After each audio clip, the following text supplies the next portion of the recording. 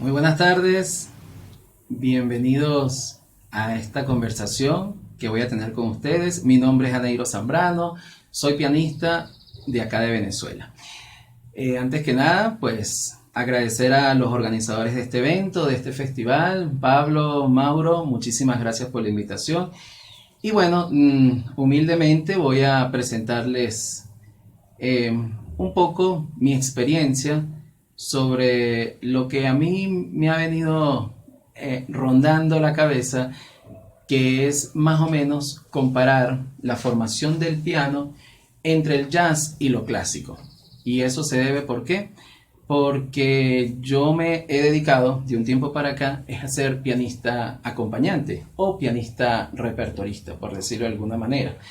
Entonces, me he dado cuenta que dentro de este mundo hay muchos elementos y habilidades que uno debe desarrollar y que son tan importantes para nosotros los pianistas que en realidad no nos enseñan mientras estamos en un proceso de formación. Primero que nada, pues vamos a aclarar algunos términos. Me gustaría que ustedes supieran en realidad qué es un pianista acompañante. Un pianista acompañante para comenzar, es arte lo que hacemos dentro de la música. ¿Por qué?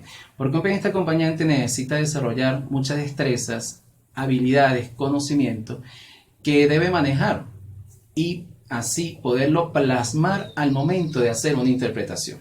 Y por si fuera poco, entonces añadirle el acoplamiento que va a tener con el instrumentista, o el cantante.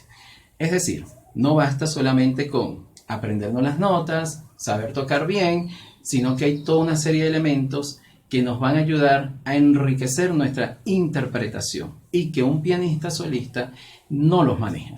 Es muy importante tomar eso en cuenta. Pues bueno, un poco de historia. Pues anteriormente el pianista acompañante se veía como un pianista de segunda categoría, y esto se debe a que en el siglo XIX, con el auge que tuvo el instrumento, el piano, el auge que tuvo el crecimiento del repertorio, pues nacieron grandes pianistas. Por citar algunos, Liszt, el famoso Liszt, conocido como el Paganini del piano, en el cual revolucionó lo que era la música para piano. Ya perfectamente, ya un pianista podía hacer un recital él solo, cosa que antes no se hacía. Siempre estaba conformado por varios grupos, conjuntos en escena, etc. Pero ya en este caso estaba el pianista perfectamente solo.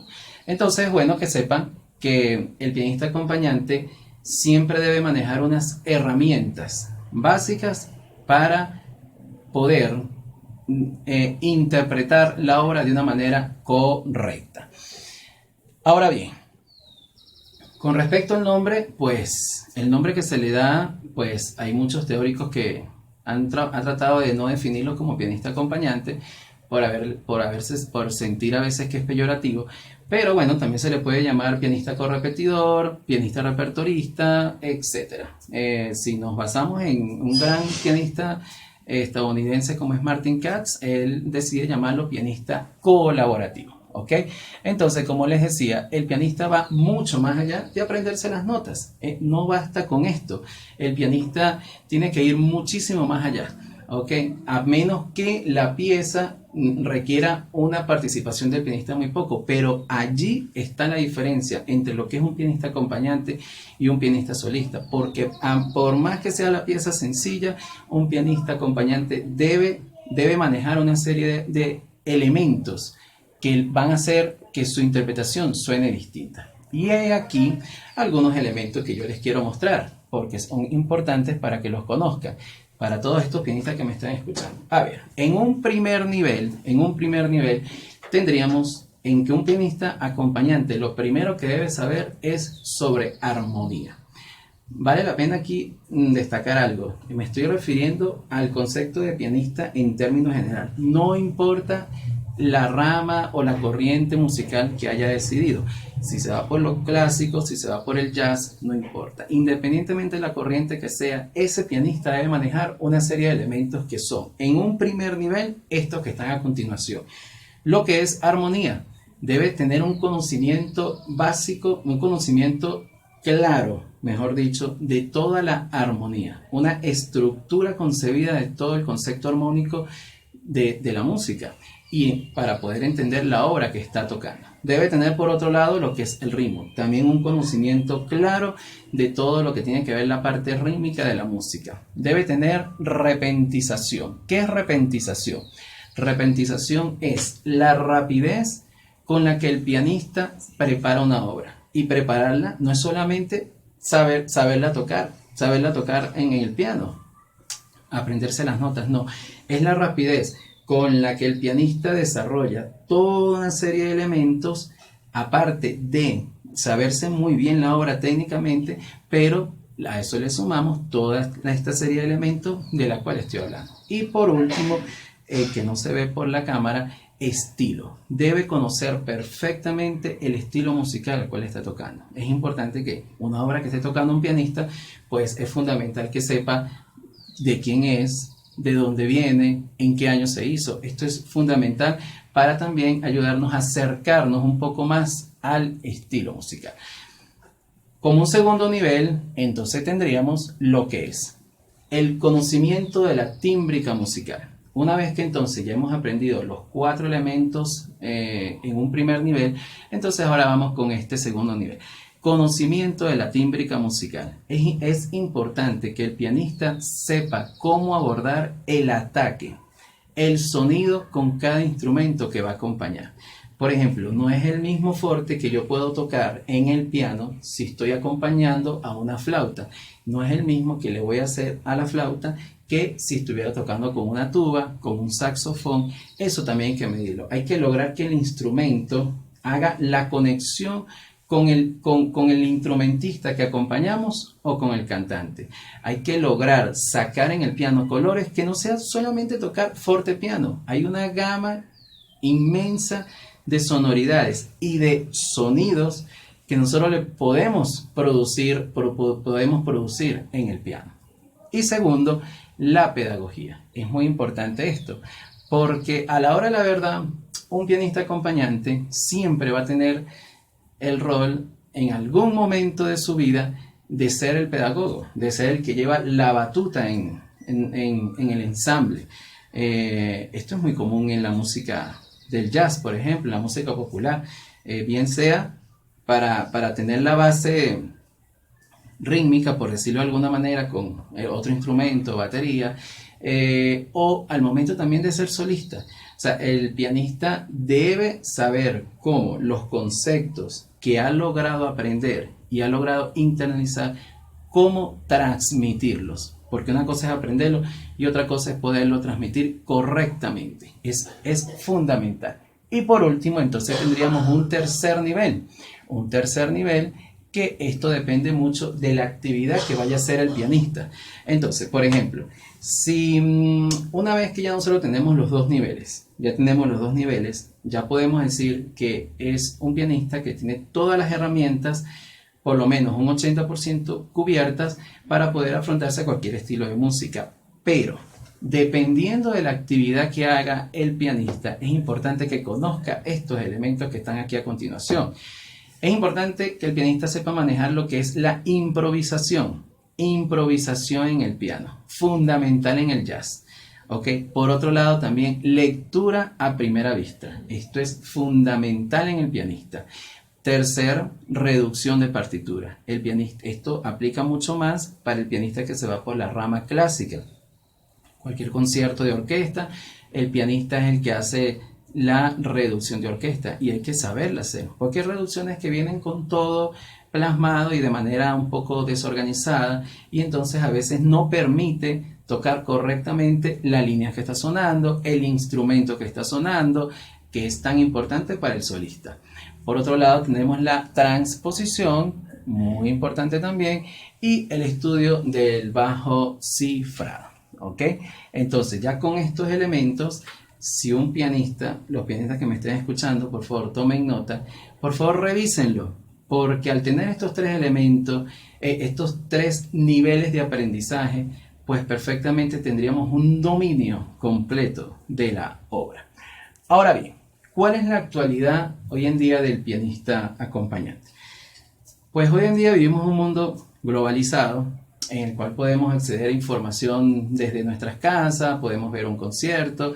Ese intercambio de saberes, por decirlo de alguna manera, nos ha llevado a conocer nuevas corrientes musicales. En base a esto, nos ha llevado también a que la oferta y la demanda artística sean inmensas y hayan crecido.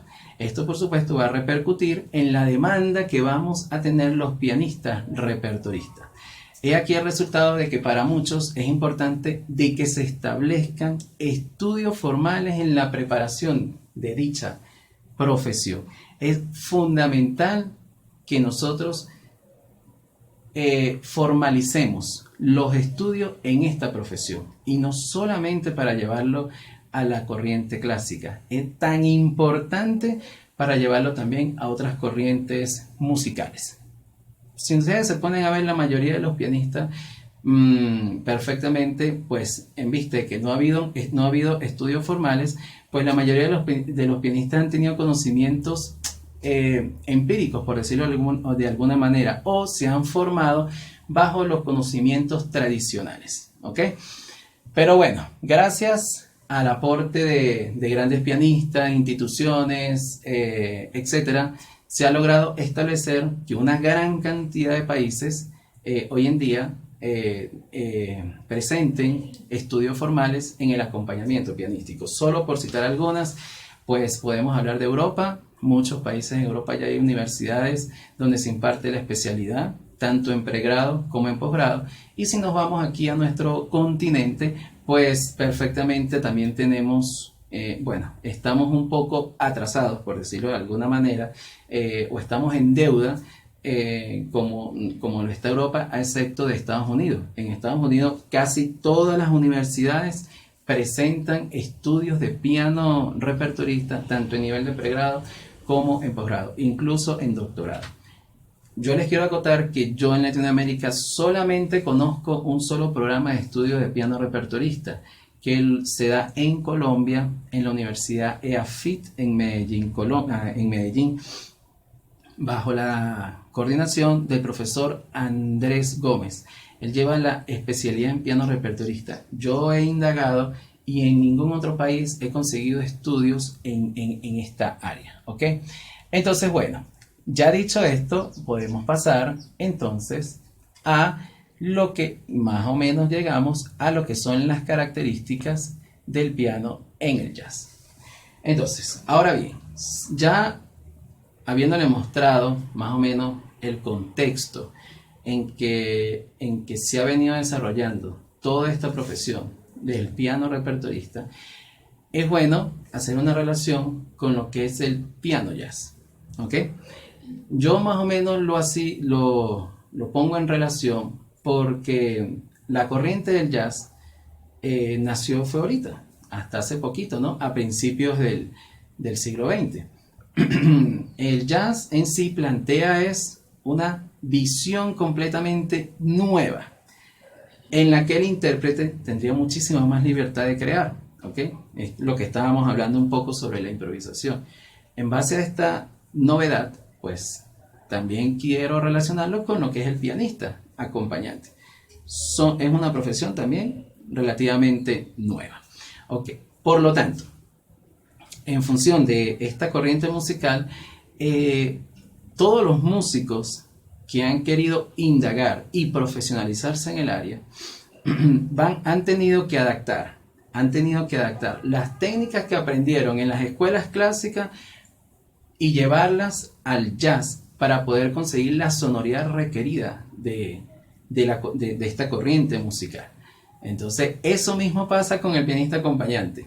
El pianista acompañante no ha tenido la formación y ha tenido que llevar todo, trasladarlo a poderlo llevar a la práctica y así de alguna manera u otra entonces aprender. Pero bueno, poco a poco esta corriente del jazz ha venido evolucionando, por decirlo de alguna manera, y se nos presentan ya pianistas, en el caso del que estamos hablando, preocupados por el desarrollo formal de la técnica, y por ello entonces han salido numerosos métodos, ¿ok? Numerosos métodos que apartan un poco a los métodos que ya tiene la corriente clásica. ¿Ok? Entonces, yendo a esto, entonces quiero aprovechar y pongo de ejemplo por lo menos este comentario que hizo Bill Evans, donde él decía que si yo ocupara las técnicas y dedajes aprendidos en la formación clásica, no podría tocar el jazz. Bill Evans lo pongo como ejemplo porque conozco que parte de su formación fue dentro de la formación clásica. Él después se dio cuenta que es imposible con la formación clásica hacer lo que hacía en el jazz. ¿En qué sentido? Cuando él habla de dedajes, estamos hablando de la digitación del piano. En la rama clásica, las estructuras están pensadas, un fraseo con una dirección, con toda una intención musical, de modo tal que vaya todo de una manera estructurado, ligado, bien sea con digitaciones mucho más largas, ocupando los 5 dedos. ¿Qué pasa con Bill Evans? Fue pionero en utilizar una digitación más corta y utilizando los dedos más prácticos, por ejemplo, el 1, 2, 3. Entonces, ¿qué pasa? Cuando él tocaba esas grandes frases, entonces él trataba de utilizar siempre estos dedos de digitaciones cortas. ¿Pero qué pasaba? Él lo que hacía era que se trasladaba la muñeca, prefería hacer saltos, llevar los saltos y no tratar de ligar como tal. Entonces, cuando ustedes ven algunos métodos, entonces las digitaciones están con digitaciones cortas, sobre todo 1, 2, 3, ¿ok? Esto en realidad no deja de tener sentido, ya que la mayoría de los pianistas de jazz se aprecian a simple vista por características técnicas, ¿no? Interpretativas y performativas, que están muy lejos de la escuela clásica, ¿ok? Incluso hoy en día hay escuelas de música que enseñan el jazz, que enseñan piano jazz, pero lamentablemente lo hacen a través de la metodología aplicada a la enseñanza de la música clásica. Y entonces utilizan por ende textos de la música clásica para todo este proceso de enseñanza. En realidad es bastante ilógico, aunque sí se puede nutrir, pero lo ideal sería que existiera y el pianista que se va a la corriente del jazz tuviera métodos adaptados a su formación, ¿ok? Métodos adaptados a su formación. Por ejemplo, algunos métodos de enseñanza técnica del instrumento en la música clásica fueron creados hace muchos años, ¿no? Por ejemplo, podemos citar Czerny, Hanon, etc. Muchas veces estos métodos no proporcionan una verdadera enseñanza para el aprendizaje del jazz, donde deberíamos utilizar métodos que busquen las mismas competencias, ¿no? Que estén las mismas competencias adaptadas a ese estilo musical. Entonces, bueno, yo les traigo aquí a ustedes algunos métodos para todos los pianistas que quieran profundizar en la técnica del instrumento enfocado al jazz.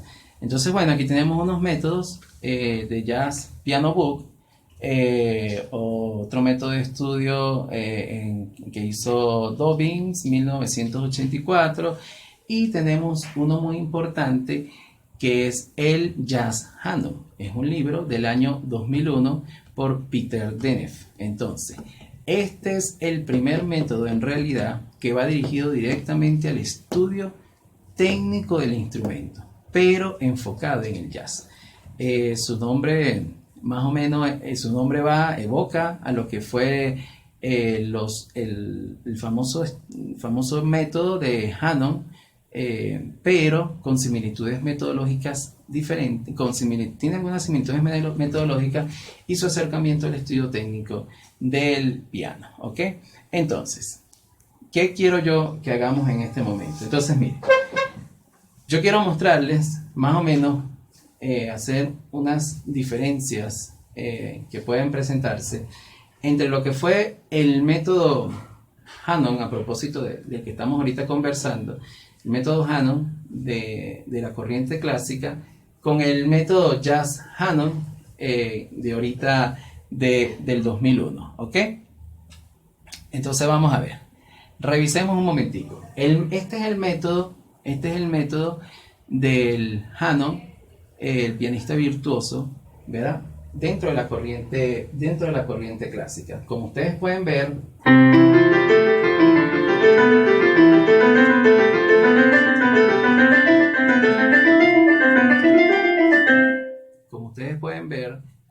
nos trasladamos por todas las notas blancas y así sucesivamente lo vamos haciendo, porque estamos tratando de buscar o estamos haciendo énfasis en el estudio de los dedos más débiles en el piano, como lo son el 4 y el 5. Pero bueno, ¿qué pasa ahora con el método Jazz Hanon, que tiene una metodología adaptada al jazz? Seguimos el mismo patrón rítmico, semicorchea, está muy bien, seguimos el mismo patrón rítmico, pero ahora aquí trabajamos también la parte armónica. Entonces vamos a tener esto aquí.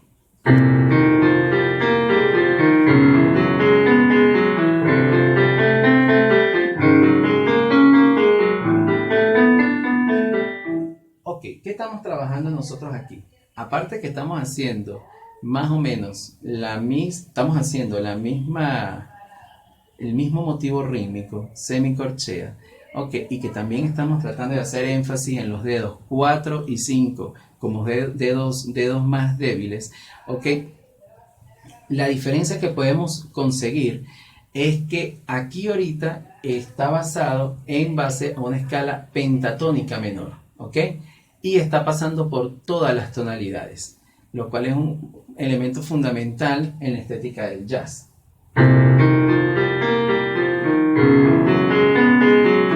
Otra cosa que podemos notar es que estamos también haciendo los famosos acordes cuartales, ¿ok?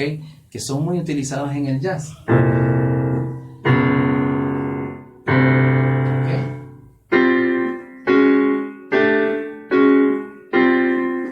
Entonces, si ustedes se ponen a ver, entonces al estudiante o al pianista le está dejando otro tipo también de conocimientos que son muy propios de la música jazz, ¿ok?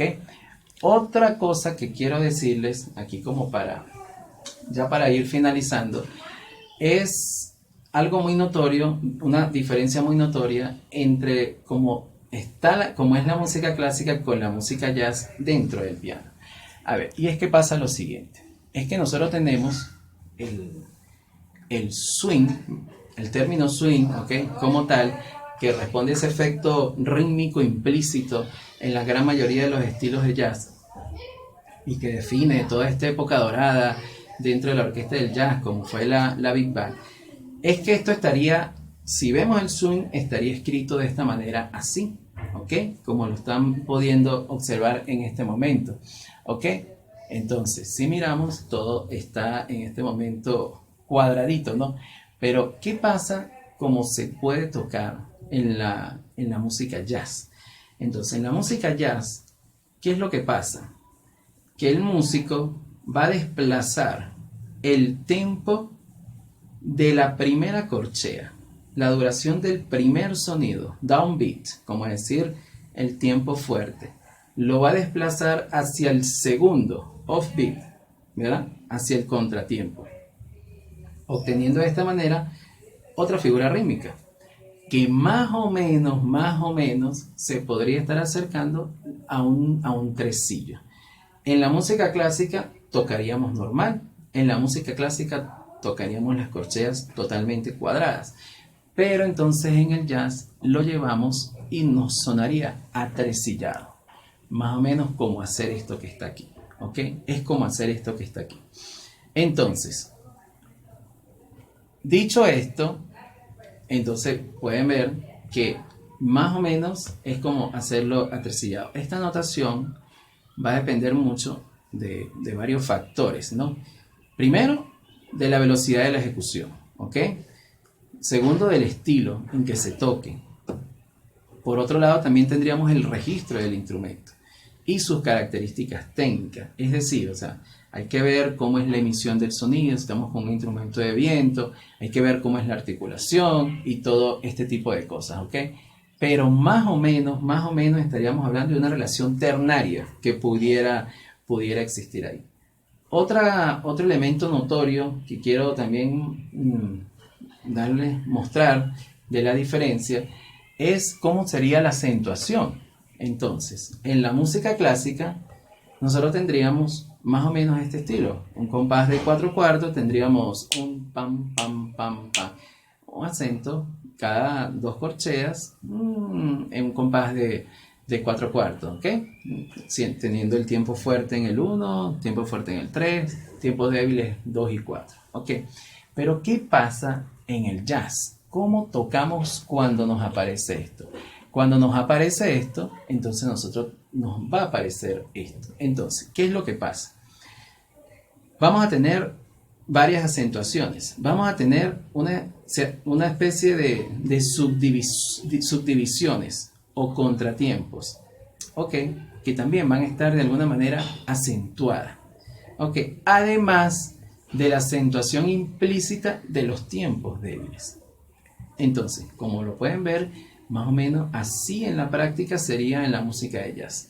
Vamos acentuando en los tiempos débiles y además va a haber una especie de acentuación también en ese offbeat que se forma al momento de alargar esa segunda corchea con respecto a la primera, ¿ok?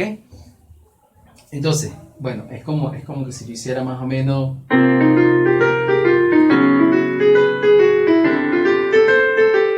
Es como más o menos hacer esto, ¿ok?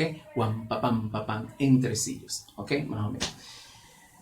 Bueno, yo con esto quería como simplemente hacer un abreboca de las diferencias que pueden existir entre la música clásica y el jazz con el piano. Es muy difícil para un pianista que esté comenzando hacer la relación, ¿ok? Porque lamentablemente la formación, bien sea de una u otra corriente, están muy intrínseca con lo que tiene que ver la corriente musical. Por ejemplo, yo estaría muy de acuerdo de que en una escuela de música, en una universidad, que se enseñe la formación clásica, debiera abrirse el panorama, así sea con materias, pero abrirse el panorama a conocer la riqueza de las demás corrientes musicales. Por ejemplo, a mí me tocó una corriente totalmente clásica y uno ahorita investigando y explorando es que se da cuenta de todo un mundo infinito que hay y de la riqueza armónica que incluso conociendo esto va a mejorar tu interpretación en lo clásico.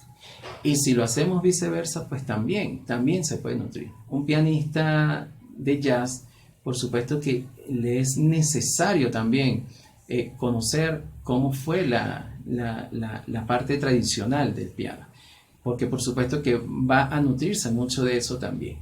Entonces, ¿qué es lo que quiero decir con esto para cerrar? Es que hoy en día un pianista creo que debe ser más abierto, más versátil al momento de aprender, estar abierto a este tipo de aprendizaje, no encerrarse solamente en su formación, sino hacerlo por completo.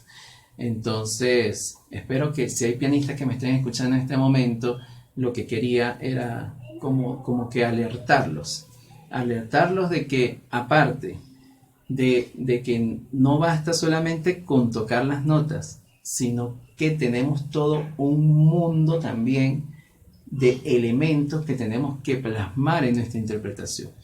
Para que nuestra interpretación suene bien, cautive, tenga un sonido redondo, haya ese no sé qué, que a veces cuando escuchamos a esos grandes pianistas decimos, ¿qué le escuchamos? ¿Por qué lo escuchamos diferente? Es porque ese pianista de seguro está trabajando estos elementos fundamentales necesarios que van intrínsecos en nuestra interpretación. mientras nosotros más informados estemos, más elementos aportamos a la interpretación, mejor lo haremos. Y por supuesto aplica para todos. El pianista jazzista, por supuesto, que también debe tener estos elementos claros, porque el pianista jazzista va también a tocar en ensamble, va a tocar siempre en conjunto. Y es muy importante saber cómo hacer la conexión con instrumentos. Cada instrumento tiene su particularidad y el pianista está ahí, siempre está ahí como para lograr esa conexión y hacer que ese instrumentista toque mejor y al mismo tiempo ese instrumentista hacer que el pianista toque mejor. Pero nosotros los pianistas tenemos una gran responsabilidad en todo ello. Nosotros tenemos una gran responsabilidad. Siempre tenemos somos la base la base de todo ese proceso. En base a ello es que se construye. Entonces, bueno, yo espero que les haya funcionado de algo. De verdad que otra vez de nuevo muchas gracias por la invitación.